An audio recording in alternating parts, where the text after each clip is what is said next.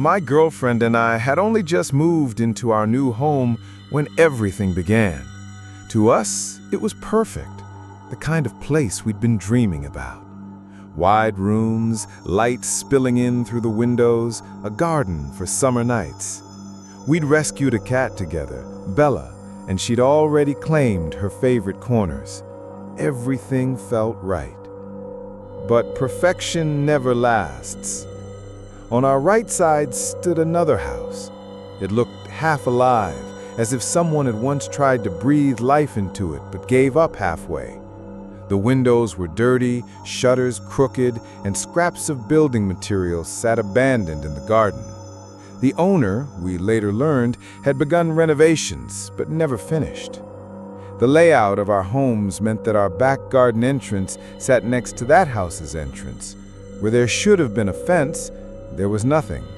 The old one had been torn down for replacement, but no new one had been installed. It left both gardens wide open, connected in a way that made us uneasy, though we said nothing at first. Behind the abandoned house was another property. A group of young men lived there. Loud, careless, the sort who cut through the empty lot as if it belonged to them. We sometimes saw them slipping past when we pulled into the driveway, boots crunching across what wasn't theirs. We assumed they had some arrangement with the owner. We didn't question it. We should have. Our first night in the house should have been memorable for good reasons. We sat in the garden, soaking in the quiet, Bella padding curiously at our feet. Out of habit, I looked up at the houses behind us, and that's when I saw him. A man, standing at an upstairs window. He didn't hide. He didn't pretend to be doing anything. He just stared. His face was pale and blank, lit only by the faint glow behind him. His eyes didn't waver, didn't blink. Half an hour passed before we retreated inside, shaken and unsettled. We told ourselves it was curiosity, just a neighbor curious about the new couple next door. But even then, something felt wrong. The days that followed passed quietly. My fiancé unpacked while I worked. Bella prowled the new rooms. Nothing unusual until the second night we sat in the garden. The dark had settled in. The stars were scattered above us. When we heard it, the clatter of wood, the sound of a barrier being moved. From the gap where the fence should have been, 3 men appeared. They didn't announce themselves. They didn't smile. They just stood there, watching us. I forced my voice steady. "You okay?" The youngest looking of them, no older than 30, clutched a heavy bag. I had no idea what was inside. He opened it slightly, offering us stolen washing up tablets. His tone was casual, almost playful. We declined, laughing nervously to mask the tension. "Okay," he said, smiling faintly, and they turned and left. What chilled me wasn't what they offered. It was how they'd come into our garden, like they belonged there. No hesitation, no request, just entry. It didn't stop there. They began appearing more often, helping themselves to our space, standing too long, watching, making us feel small in a home meant to be ours. We were only 20, young, inexperienced, and aware of how vulnerable that made us look. Their behavior wasn't random, it was calculated intimidation. Then came the police. One afternoon, while I was cleaning the front room, 2 officers slipped around the side of the house. They didn't knock, they just entered the abandoned garden, lifted the loose fence, and poked around. After a few minutes, they left without a word. The image stayed with me. 2 uniforms investigating shadows, then vanishing as if nothing had happened. Days later, the knock came. The house behind us, the one with the men, was vacant. The tenants had been forced out for antisocial behavior, not just toward us, but toward others in the neighborhood as well. Relief washed over us. The threat was gone. or so we thought. We tried to settle again, to breathe, but unease lingered. One evening, while I was in the bath, a loud bang rattled the walls. I rushed out, water still dripping, to find my girlfriend at the spare bedroom window, phone in hand. She was recording. I asked what was happening. She only raised her hand to silence me. A stranger stood in the garden of the abandoned house. When he noticed her, he pointed directly at our window. Then, with a sudden burst of speed, he sprinted straight toward us. My girlfriend gasped as he grabbed at our front door handle, twisting, pulling. When it didn't give, he fled back into the abandoned garden, heaving the broken fence aside and vanishing inside the decayed shell of the house. Moments later, the sound of him slamming against windows echoed through the night. We called the police. They watched the video. They took notes. Then they left. But questions gnawed at us. Why had he tried our door first? Why break into the abandoned house afterward? What was his plan? The answer never came. Instead, the nights grew worse. At 2:16 a.m., a whistle drifted through the dark, sharp, mocking, the kind of whistle men use to harass women on the street. We lay frozen in bed listening as it came closer. Then, tap, tap, tap against the glass. Someone was outside our window. The cameras caught nothing. Whoever it was had vanished before we dared move. The next morning, dread rooted deeper. Our Ring doorbell was gone, ripped from its mount, and placed face down on the ground. The SD card had been removed. Someone wanted our eyes blind. When we told the police, the woman on the line didn't sugarcoat it. The removal of a camera is often a sign they're planning something. Her honesty terrified us more than lies would have. Weeks bled together, a cycle of whistling, banging, and reports filed into silence. We thought it might be ending, until one night, watching old clips from our camera, we switched to the live feed and froze. A man stood in our garden. He wore a black mask over his mouth, a hood pulled tight. His arms spread wide, stretched out like a grotesque imitation of Christ on the cross. He tilted his head upward, staring at our window as if waiting for recognition. We didn't breathe, didn't speak. He began moving his lips, saying something we couldn't hear. Then, without warning, he turned and crossed the street. There, he stood for half an hour, motionless, his gaze never leaving our house. The police dismissed it. Not illegal to stare. Their words meant nothing against the terror that lingered long after he'd gone. Sleep abandoned us. Every noise outside became sinister. Then, at 2:52 a.m., the notification came. Motion detected. I woke my girlfriend.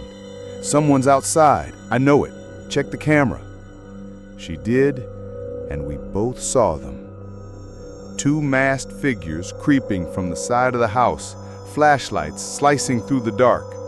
One of them, the same man who had tormented us, gripped something heavy and metallic, a crowbar.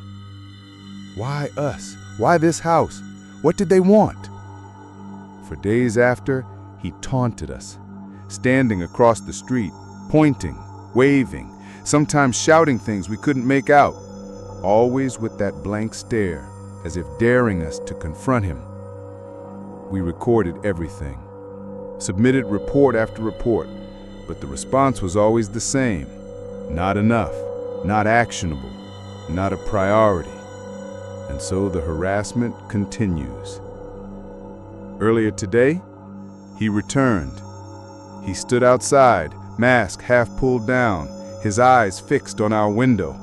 Bella hissed from the corner, as if she sensed what we couldn't. We filmed him, logged the time, filed another report. But what good is paper when fear is flesh and blood? It's our dream home. But now, every night feels like a countdown. We're waiting, watching, powerless, and he knows it.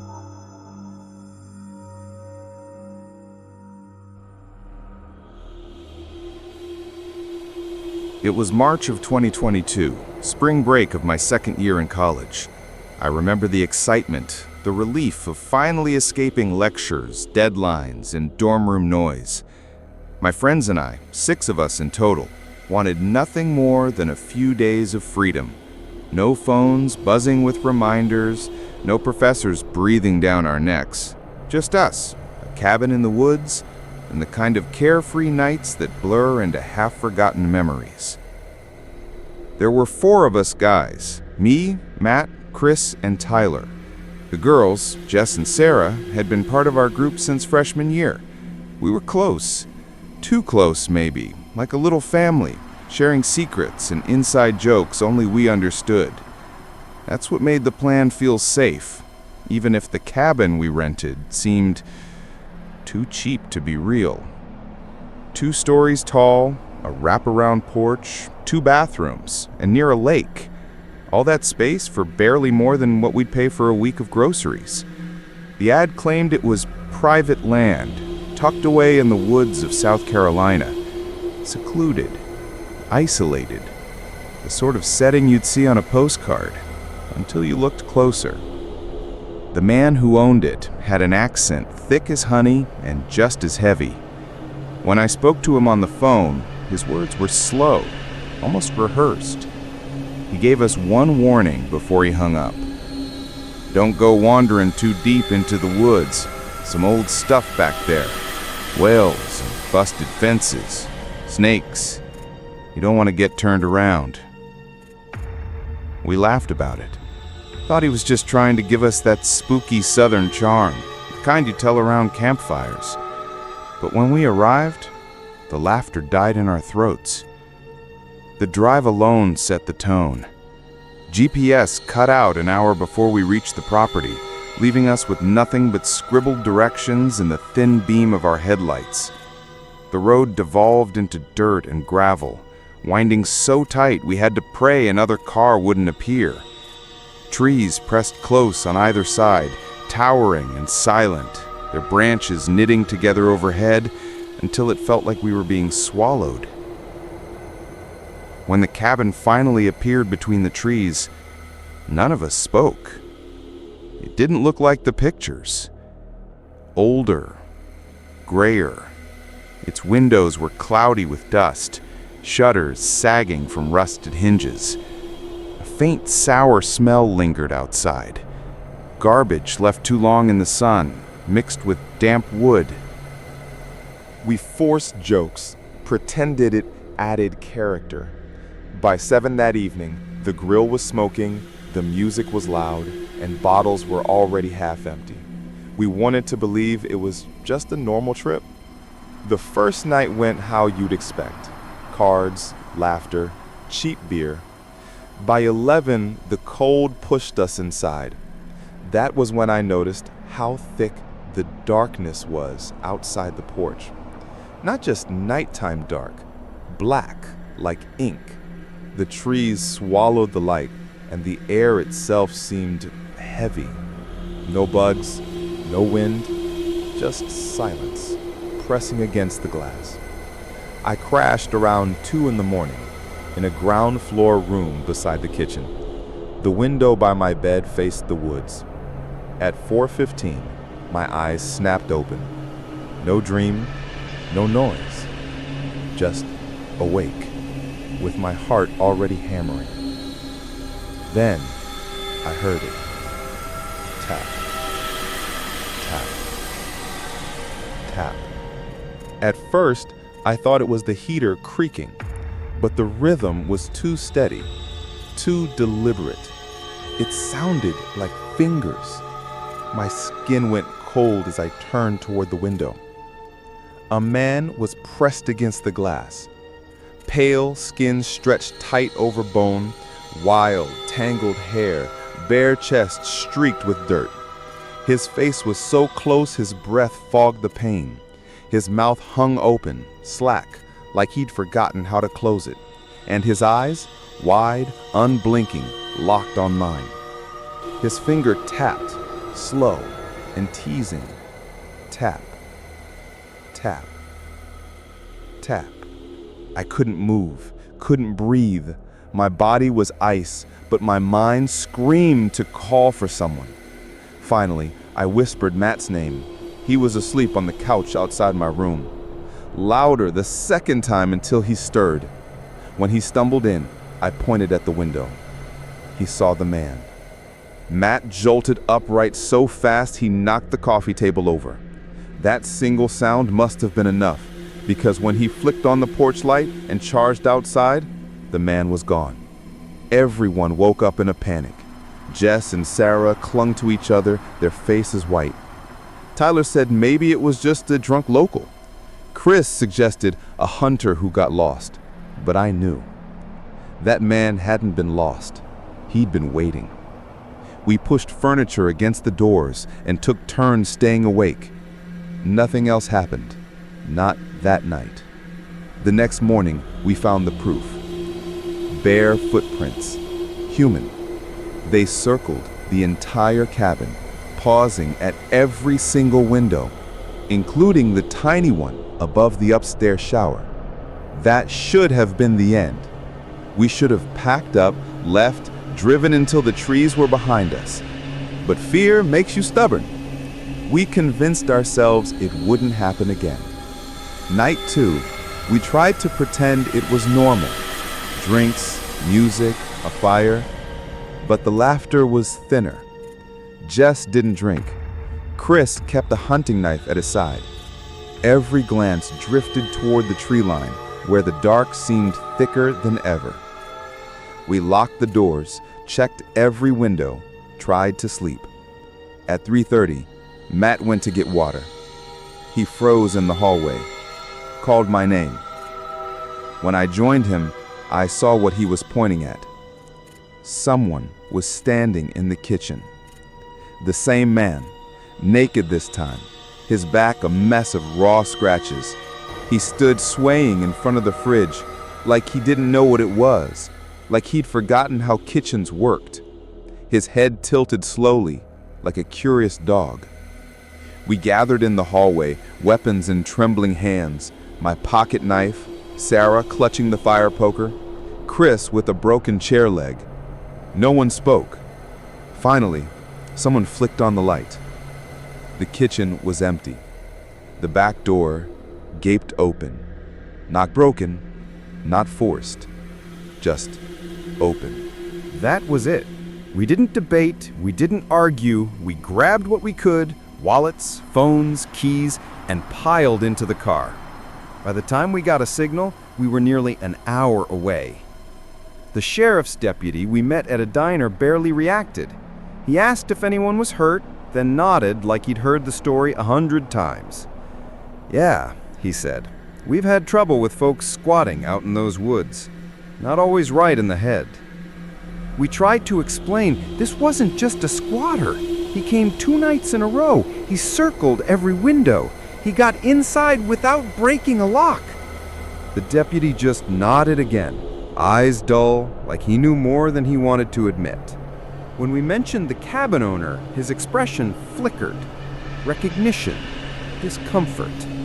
But he didn't say anything. The listing vanished days later, wiped clean from every rental site. No refund, no answers, no trace. But his face, the pale skin pressed to glass, the eyes unblinking, the finger tapping like it was a game, that image still wakes me some nights.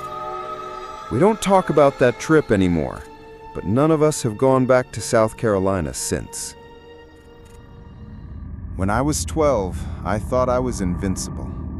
My mom had just begun trusting me enough to stay home alone.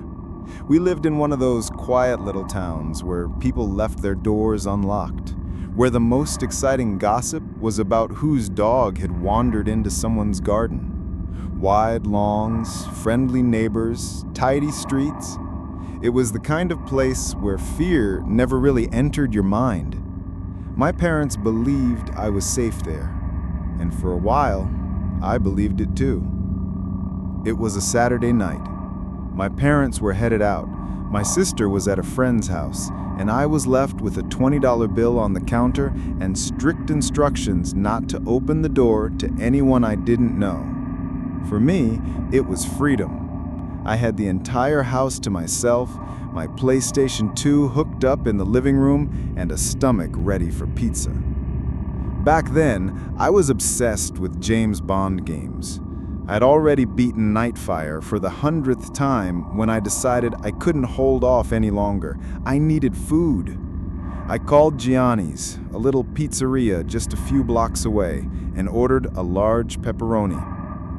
When the delivery arrived, I bounded down the stairs, $20 bill clutched in my sweaty hand. The man on the porch didn't look like the kind of cheerful college kid who usually delivered pizza.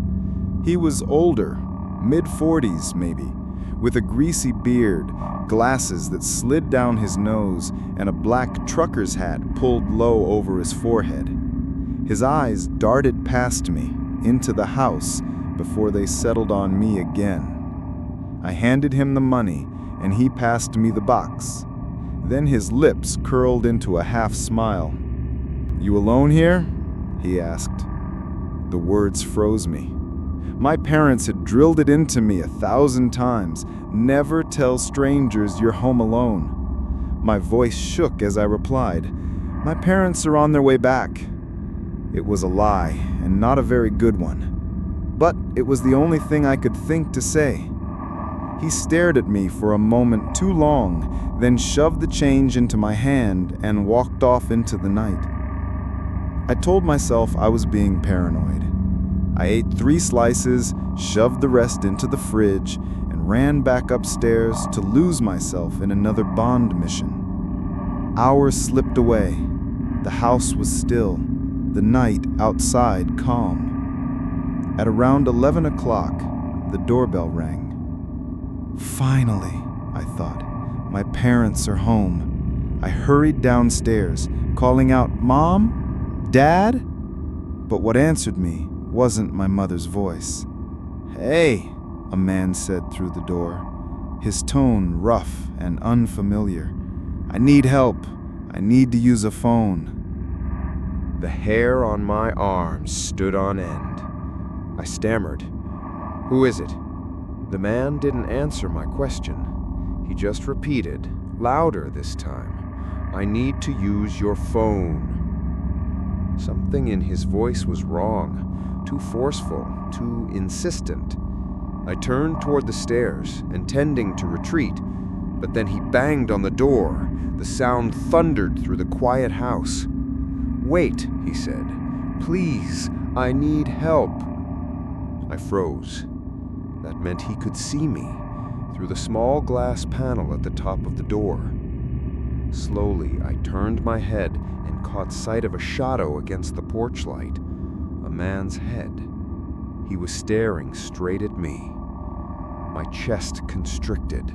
I bolted up the stairs, 2 at a time, into my parents' room and snatched up my mom's cell phone. She answered groggily, her voice light with laughter, but the panic in mine cut through instantly. "There's a man at the door. He's asking to come in." Her voice sharpened like a blade. She asked if I had let him know I was inside. My silence gave me away. She cursed under her breath, then told me in a tone I had never heard before, "Lock the bedroom door, keep the lights off, and stay quiet. She and Dad are calling the police." As she whispered instructions, the doorbell rang again. Then I heard something worse, the creak of the side gate swinging open. Someone was in our backyard. "Hide," my mother hissed through the phone. "Don't make a sound." I obeyed, trembling as I crouched beneath the bed. Moments later, the unmistakable sound of footsteps echoed through the house. Heavy, deliberate, someone was inside. My heart beat so loud I was sure he could hear it. I relayed what I heard into the phone, and I heard my mother's frantic voice in the distance, screaming at the police, "He's in the house! Please hurry!" The intruder's footsteps moved through my sister's room, then mine. I bit down on my hand to keep from making a noise. Finally, he stopped outside my parents' room. The doorknob rattled, then stilled. A soft knock followed. No words. Then another twist of the knob. And just as suddenly, silence. His footsteps retreated, down the stairs, deeper into the house. I stayed there, in the suffocating dark, clutching the phone to my ear, unable to breathe. Minutes stretched into eternity before I heard a new sound. Boots pounding across the floor, voices shouting, "Police! Where's the boy?" 4 officers swept the house. They found the back door wide open and the sliding window in the living room forced up. The man had broken in, but he was gone. When my parents finally returned, pale and shaking, I told them everything. I told them about the delivery man. The next evening, they took me back to Gianni's. The bearded man wasn't there. The manager stiffened when we described him. "It sounds like Phil. He's out on a delivery right now." When my parents explained what happened, the manager grew defensive, insisting he would never do such a thing, then asked us to leave. We refused. We waited in the parking lot for almost an hour. Phil never came back. My parents believed the manager warned him.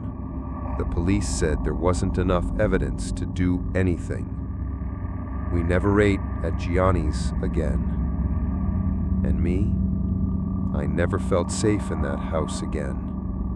Because the man knew I was alone, and the only way he could have known that was if he had asked the question on my porch.